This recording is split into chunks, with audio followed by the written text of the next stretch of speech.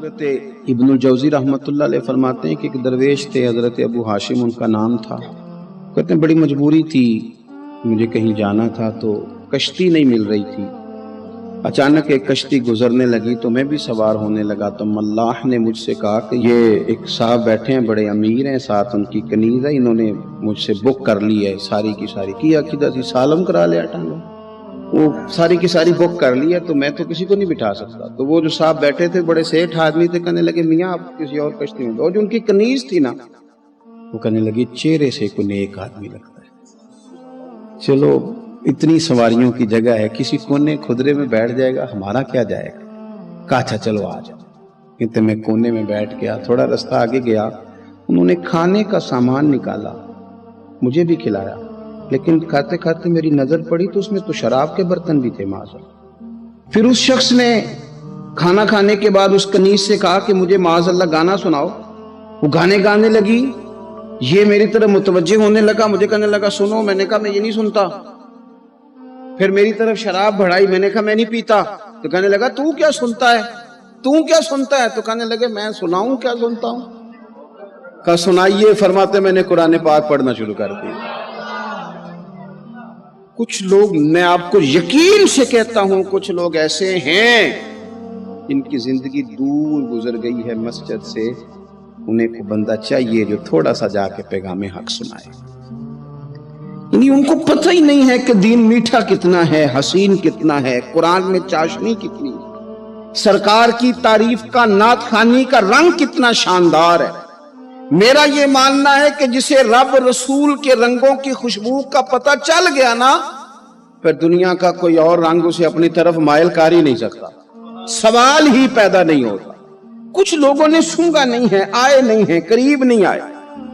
شیخ ابو ہاشم کہتے ہیں مجھے کہنے لگا سناؤ نا، امیر آدمی تھا، کبھی اس طرف گیا ہی نہیں تھا، ڈھیروں لوگ ہیں جو نہیں مسجد جاتے۔ الہاکم التکاثر حتی زرتم المقابر، اللہ فرماتے ہیں کہ تمہیں دولت کی ہرس نے اتنا عجیب الجھا دیا کہ قبروں تک پہنچ گئے تھے۔ بہت سارے لوگ ہیں قبر میں چلے جاتے ہیں، مسجد میں نہیں آتے۔ تو کہتے ہیں میں نے اسے چند آیتیں سنائیں، اس کی تو کیفیت ہی بدل گئی۔ کہنے لگا مولانا زندگی بڑی گناہوں میں گزری ہے، اب توبہ کر لوں تو مالک معاف کر دے گا؟ کارنامے خطرناک ہیں، پیچھے رجسٹر کالا سیاہ، معافی ہو جائے گی۔ دولت بڑی تھی تو پھر ہم نے بھی شراب کباب شباب میں اڑا دی ساری، معاف کر دے گا؟ تو کہتے ہیں میں نے کہا ہو بندے کے آنے کی دیر ہے، اس کی رحمت تو فوراً ہی قبول کر لیتی ہے۔ ویسے بھی عدل کریں تے تھر تھر کمبڑ، اونچیاں شانہ والے تجھے فضل کریں تے پھر تے بخشے جامن میرے جے منہ کالے۔ کہتے اس نے اس کنیز کو آزاد کیا، دولت اللہ کی راہ میں خیرات کی، 40 سال میرے ساتھ رہا۔ پھر میں نے اس کی زبان سے سوائے خیر کے جملہ نہیں سنا، ایک ہی بات کرتا تھا، کہتا تھا شیخ کاش آپ مجھے تھوڑا پہلے مل جاتے، زندگی سے یہ گلہ ہے کہ تو ذرا دیر سے ملا ہے، پہلے مل جاتے نا تو شاید میری زندگی کچھ اور دن بن جاتے، تھوڑی دیر اللہ والے کی صحبت۔ آپ فرماتے ہیں پھر وہ 40 سال کے بعد میرے سامنے انتقال ہوا، میں نے ہی دفن کیا، میں نے ہی قبر میں اتارا، جنازے کا اہتمام بھی میں نے ہی کیا۔ میرا یار تھا، دل لگ گیا تھا، پیار ہو گیا، میں پریشان رہتا۔ ایک دن خواب میں مل کے مجھے کہنے لگا فکر نہ کر، میں نے اپنے رب کو بڑا ہی مہربان پایا ہے، میں نے اسے بڑا کریم پایا ہے، معاف کرنے والا پایا ہے، درگزر کرنے والا پایا ہے، اس نے فضل فرما دیا، میرے گناہوں پر اس کے عفو و درگزر کا قلم چل گیا ہے، اور میرے حق میں جو فیصلہ آیا ہے وہ رحمت والا ہی آیا ہے۔ جو لوگ کہتے ہیں نا میرا دل نہیں بدلتا، جو لوگ کہتے ہیں میری کیفیت نہیں بدلتی، ذوق نہیں آتا، تو یہ حدیث بتاتی ہے کہ ذوق بھی کوئی خاص صحبت میسر آئے تو پھر ہی قائم رہتا ہے۔ وہ جو محبوب علیہ السلام نے فرمایا نا کہ اللہ کا بندہ وہ ہے جسے دیکھو تو رب یاد آ جائے۔ خاص لوگ ہوتے ہیں جن کی صحبت میں بیٹھنے سے انسان کا دل اللہ سے جڑتا ہے، رسول اللہ صلی اللہ علیہ وسلم سے جڑتا ہے، دین پر عمل کرنے کو طبیعت چاہتی۔ ایسے لوگوں کی صحبت کتنی مفید ہے وہ ہمیں اس حدیث سے عکس کرنا ہے۔ حضرت حنظلہ رضی اللہ تعالیٰ عنہ اور مرکز وفا اور اس امت کے ادب اور عشق میں استاد حضرت ابو بکر صدیق رضی اللہ تعالیٰ عنہ، یہ دونوں حضور کی بارگاہ میں گئے، انداز کا اختیار کیا، کہنے لگے یا رسول اللہ صلی اللہ علیہ وسلم، ہمارے دل کی تو کیفیات دو قسم کی ہیں حضور، جب ہم آپ کے پاس ہوتے ہیں نا، جنت اور دوزخ کا ذکر سنتے ہیں، ہمیں یوں لگتا ہے جنت اور دوزخ ہماری آنکھوں کے سامنے، دل کے اندر فوراً جذبات ابھر آتے ہیں کہ اب ہر خیر کا کام کرنا ہے، اب جنت ہی کی طرف مائل ہونا ہے، ہماری قلبی کیفیات، ہماری باطنی کیفیت بدل جاتی، نور علی نور ہو جاتا ہے سارا کچھ۔ لیکن حضور جب ہم آپ کی بارگاہ سے اٹھ کے گھر جاتے ہیں، بال بچوں کے پاس جاتے ہیں، تو پھر وہ حال نہیں رہتا، یا رسول اللہ صلی اللہ علیہ وسلم یہ کیا ہے؟ تو محبوب نے کیا فرمایا؟ آپ یقین کریں جو اہل طریقت اور تصوف ہے نا، یہاں ان کی روحیں مچل جاتی ہیں۔ حضور فرمانے لگے حالت ایک طرح کی نہیں رہتی، ہاں اگر تمہاری وہی حالت رہے جو تمہاری میرے پاس ہوتی ہے، اگر کیفیت باطنیہ وہی رہے جو میری بارگاہ میں ہوتی ہے، تو فرمایا تم بستروں میں موجود ہو اور فرشتے آ کے تم سے سلام کریں،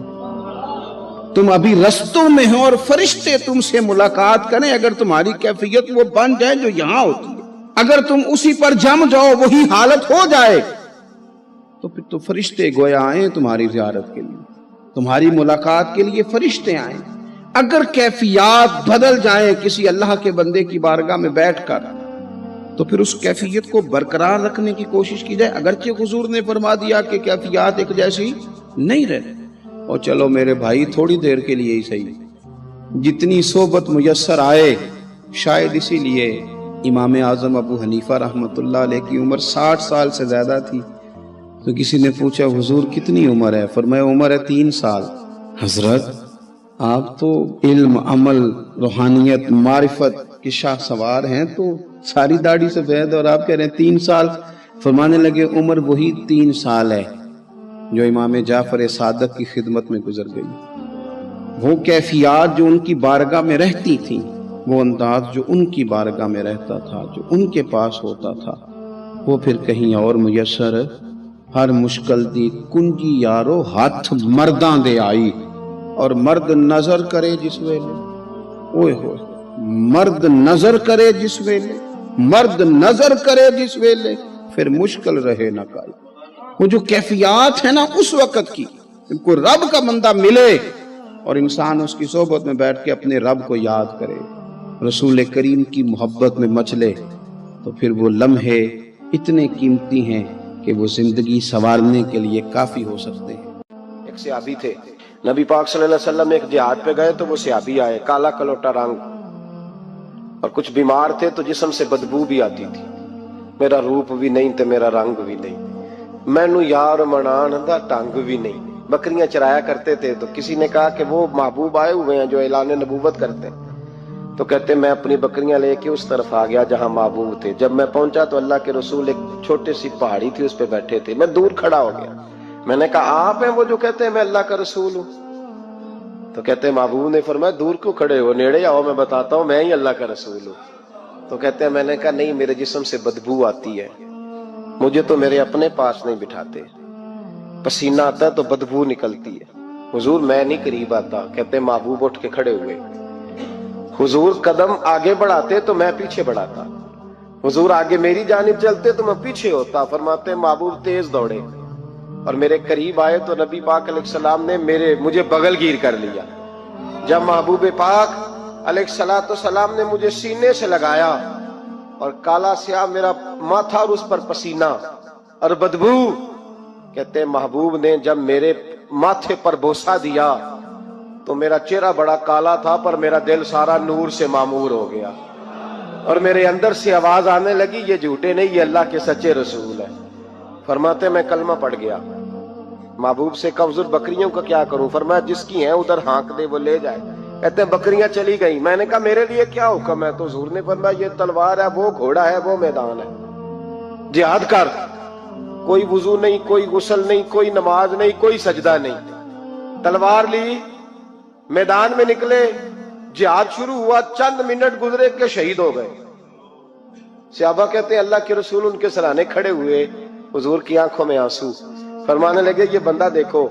اس نے عمل تھوڑا کیا ہے پر اجر زیادہ لے گیا ہے، عمل تھوڑا کیا پر اجر